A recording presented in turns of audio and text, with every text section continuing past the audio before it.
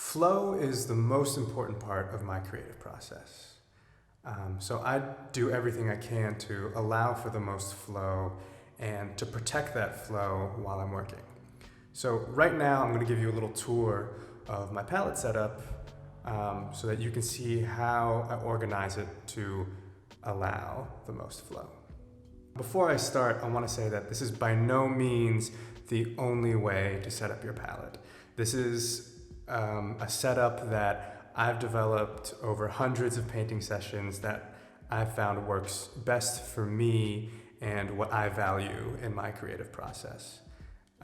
The most important thing is really to find what works best for you, and I'm really just showing you this so that maybe you can take a page out of this book if you think incorporating it into your practice would help you.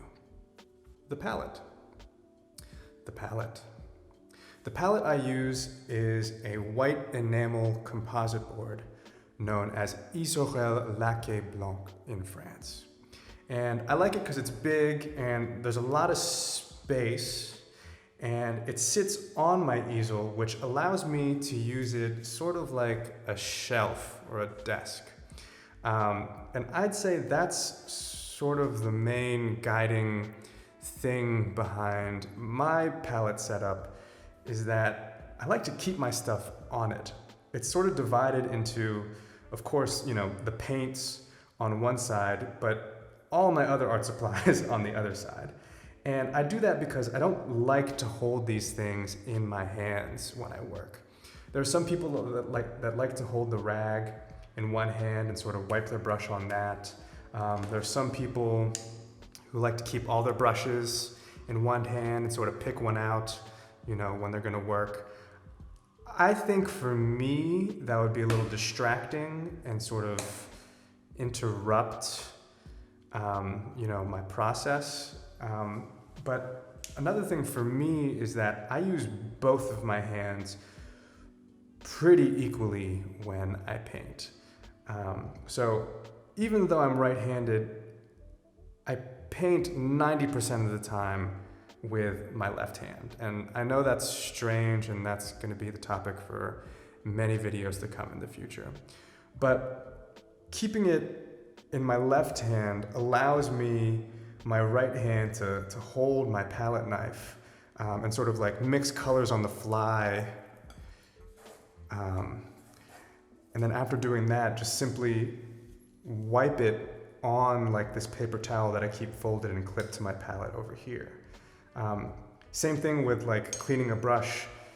I like being able to just wipe it on my rag sitting on my palette and not have it be something, not have that task be something that occupies two hands when it could be performed by one hand.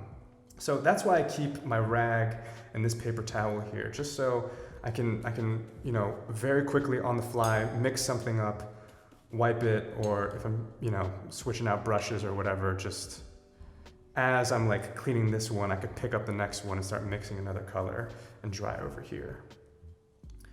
I don't work with too many brushes. Typically it's these three, but I've done paintings with two or even just one brush.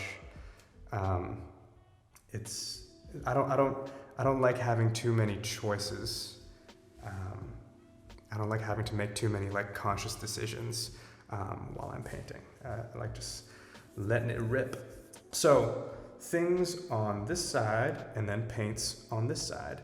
And with the paints, on the edge here is where I keep my tube colors, and they're approximately organized from cool to warm, roughly, not perfectly, but I do keep the same color in each spot. So Viridian Green will always be here, Cobalt Blue will always be here, Ultramarine Blue will always be here, Raw Sienna will always be here, etc., etc., etc.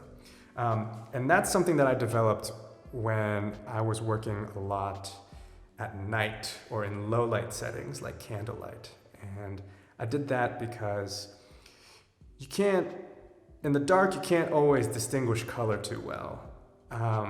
But you definitely sense color and you sense that maybe a color that you've mixed could use a little more yellow or red in it. And in the dark, I wanted to be able to know what color I was pulling as I was working. So by keeping them in the same spot every time I paint, even though I can't very well distinguish the colors that I'm looking at, I know that I'm always reaching for the same color because it's in the same spot.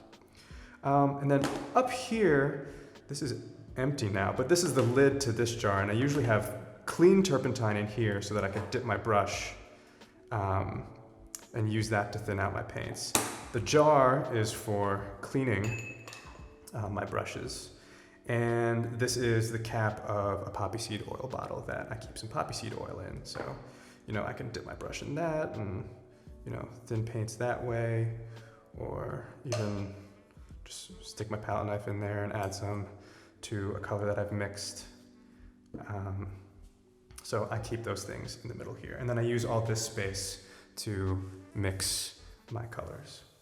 That's a little tour of my palette setup. The main idea behind it is to keep both of my hands free, to liberate both of them to work, and also just sort of have already thought out and anticipated all of the little disruptions and distractions and interruptions that could break my flow when I'm working. I don't want to have to be like searching through my bag, finding paper towels or the right brush or anything like that. I just like to have it all out, ready for me to pick up and use sort of instinctually as I need it, not having to find anything. I find that if I've sort of anticipated and thought about all these things beforehand, when it comes time to paint, it's just a matter of pressing play on my music and letting it rip.